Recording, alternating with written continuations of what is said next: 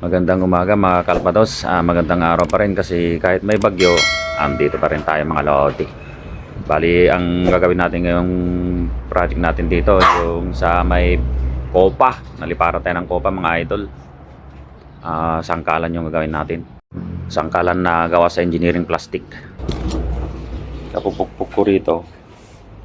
Lumipad yung kopa. Naliparan tayo ng kopa. Di ko na mahanap. Ayan mga idol, oh. Wala na yung kopa. Dumami tuloy yung gagawin natin. Imbis na maititest na natin eh.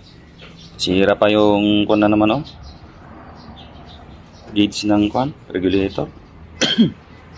Yung laman nito yung nasa side lever na 1/8 na kun, yung arrangement ng disc, yung regulator. Bali ito na lang yung gagawin natin ulit na kan. Engineering plastic na sangkalan.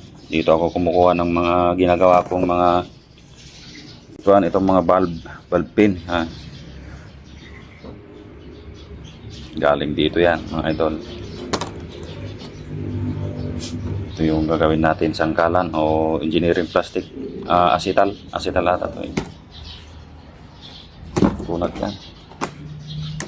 Ilang beses na tayong gumawa ng ganito ni Nimrod no, na hindi siya nabibitak. Yun lang, naliliparan. Ilalagyan ko na siya ng pull tube pero tanggal pa rin siya. Lakas ng pressure. Stay tuned mga idol, gawa tayo. Ayun. Mula.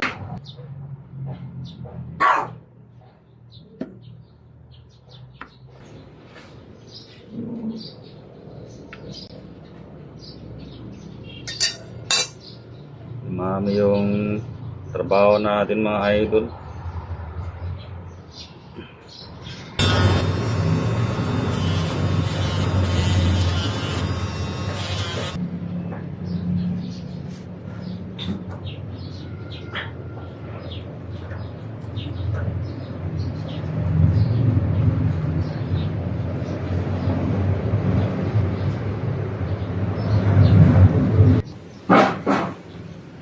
Idol, try na natin. Gawan na rin natin ng kon mga idol yung parang pin nya, lock pin para sa valve housing.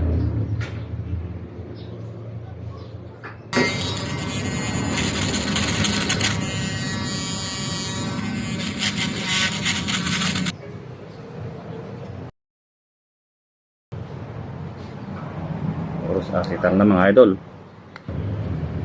Ayan idol, okay na naman.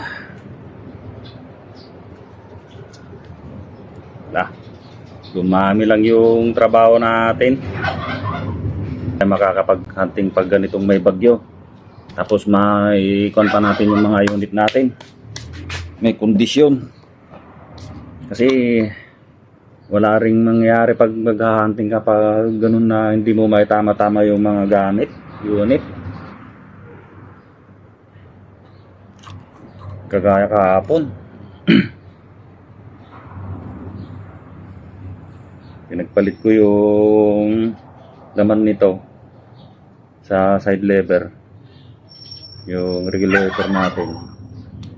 Kala ko yun lang papalitan, nagkaroon ng pan, wala yung kopa nito.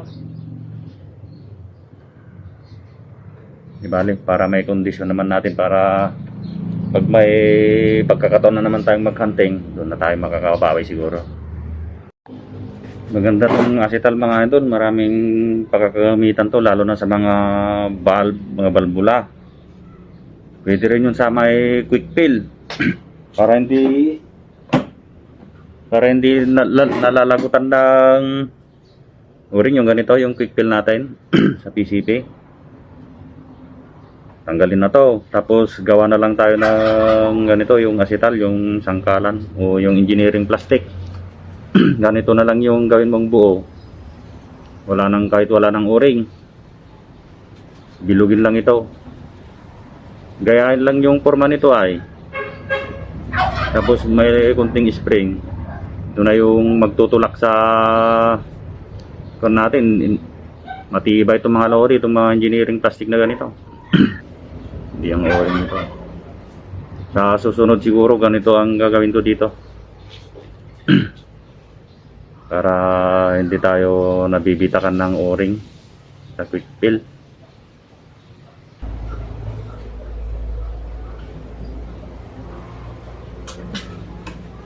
Sakto pala to idol sa natin. Sa Nimrod yung 1.8. Kaya pala ganun yung putok niya, mahina.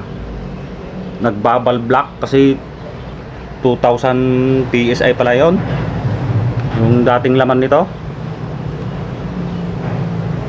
Kaya pala hindi natin may tama.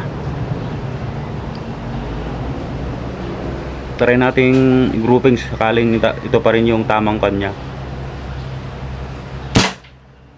Alignment. Kalakas, bitak pa yung ano.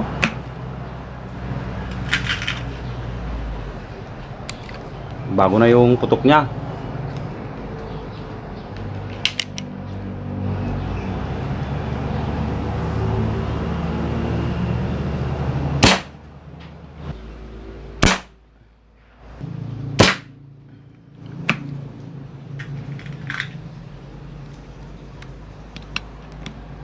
Apat.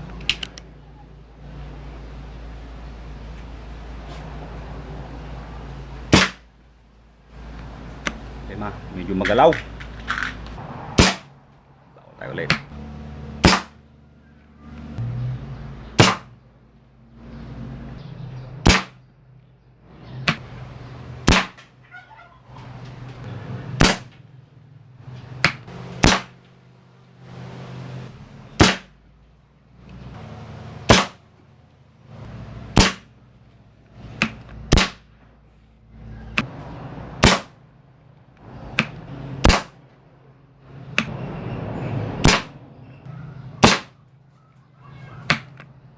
Medyo tumagilid. Mahina na yung hangin natin.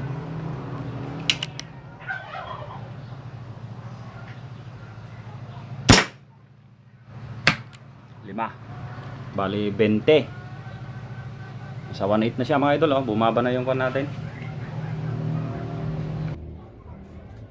Takaw ng hangin mga idol. Tricky yan. Nasa 1.8 na siya agad, oh. Bumaba na rin yung kon natin. Bumalik na siya sa 1.8 din. 1.8 din. Pero ito talaga mga idol, nasa kwanto 1.8. Pero ito tumatapat siya dito kasi sira na tong regulator natin. Ay yung gauge. Yung laman kasi nito doon sa side lever natin 1.8 talaga to, 1.8 yung mga disc niya. Nalis ko na, pinalit natin doon. Kaya lang, yung sa side lever natin medyo mahina. Nasa 1.1 lang yung output. Lumakas na to, bumalik na sa dating tama niya. Mga patama natin mga ito, 5-5 yan.